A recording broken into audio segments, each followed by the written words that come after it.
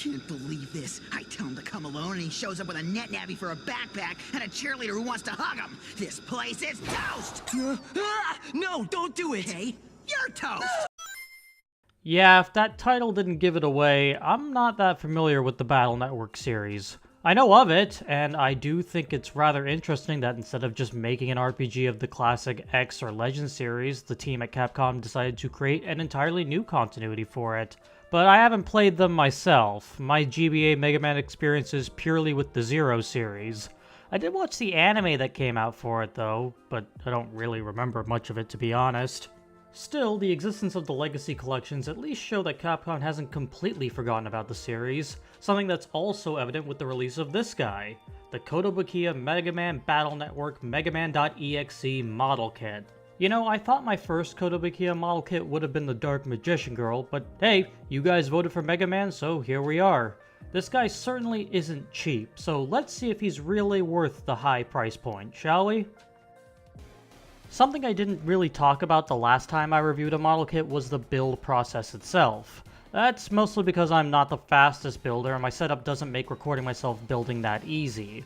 But I do think it's important to talk about. After all, if the build isn't fun, why bother doing it in the first place? Thankfully though, the build here is a very quick and easy process. It took me a max of 3 hours, which is pretty fast, and the instructions are super easy to follow. If you were planning on this being your first ever model kit, I don't think you should have any problems with it. With that out of the way, we can talk about the completed model itself, which looks fantastic. Going off the most recent concept art I could find, the team at Kotobukiya have done an excellent job of bringing the design to life. Amusingly, the mechanical detail that already existed on the design actually helps blend in some of the seam lines and joints pretty well. Take the elbows for instance. At first glance, without really thinking, I thought it was extra detail, but no, that's the cut for the joint.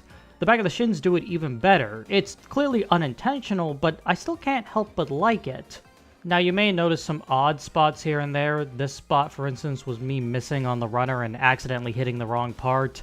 The rest though are due to me not sanding those parts down. Please keep that in mind. In order to make this figure look its best, you will need to put in a little extra work. Although I say that like sanding is this arduous thing, it's really not, and even if you don't, I still think he looks great in spite of it. What makes it all the better to me is that there are no stickers used whatsoever. Every detail you see here is put together using the parts on every runner, the sole exception being the faces, which are pre-printed. Probably for the best. While I do like being able to assemble the face ourselves, having one be printed on tends to yield better results. Besides this smiling face, you get neutral, yelling, and masked faces as well, all looking just as good as the smiling one. Now you can pull off the helmet in one go to switch them out, but I find it harder to get it back on this way. Not to mention you could risk scratching the faceplates. So what I prefer to do is disassemble the helmet, swap the faces, then put it back together. Might involve more steps, but I do think it's the better option. Then you've got 3 pairs of hands. Fists, relax, and splayed out. Easy enough to swap on and off, the fists even have a cut to get a little bit more range. Kind of odd the other hands don't have that, but they still work well enough. Finally, for accessories, we come to the weapons. All of these are simple to install, just remove the forearm and plug it right in. They work with either arm, so just pick whichever one you'd prefer and go for it. First up is the standard Mega Buster. Not really too much to say, looks pretty much how you'd expect it to, a nice standard blaster. Then there's the cannon, a much chunkier affair than the Buster, but ultimately looks and works just as well. Finally, we have the beam sword, and this one comes with a bit more than the others. You get 2 translucent green blades to choose from. I personally prefer the larger one, but go with whatever you think fits best. But the best part is you get a giant effect piece for the blade. Really cool to get an effect piece like this. Like the base kit, it's a very easy build, and it looks fantastic paired up with the beam sword. But all of this can't work to its best if the figure can't get the poses you need it to. With that being said, Mega Man's articulation is... well, it's pretty good, but I do think it could have been a little bit better. It mainly has to do with the torso. There isn't really a whole lot of crunch here, and if you try to push the swivels too hard, you'll loosen the joint and eventually pop it out. Not too big of a deal though, since you can just pop it right back in, but still, I wish there was a lot more range here. Outside of that, the rest of the articulation is perfectly fine. The drop-down hips are a bit finicky. One time I actually had the leg just disconnect from it. but ultimately they get the job done. You may not be able to get the most extreme poses, but you'll still be able to get some fairly dynamic stuff nonetheless. Okay, so canonically Hikari is roughly 4'9", or 148 centimeters tall, while our model kit here is around 13.5 centimeters. That's clearly out of scale with my 1/12 stuff, but you know, not enough to where it really bothers me.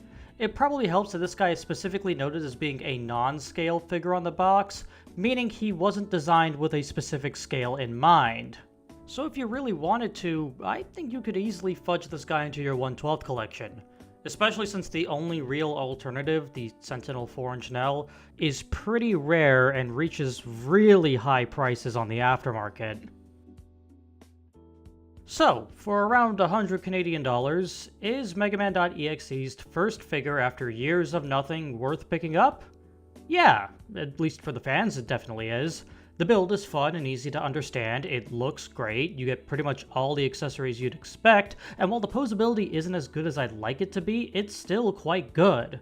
If you're a fan of the Battle Network series, this is an easy purchase. And hey, if you want, you could go for the Dark variant instead.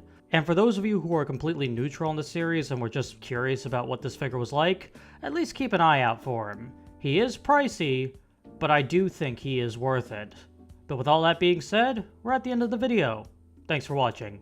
I'll see you all in the next one. Later!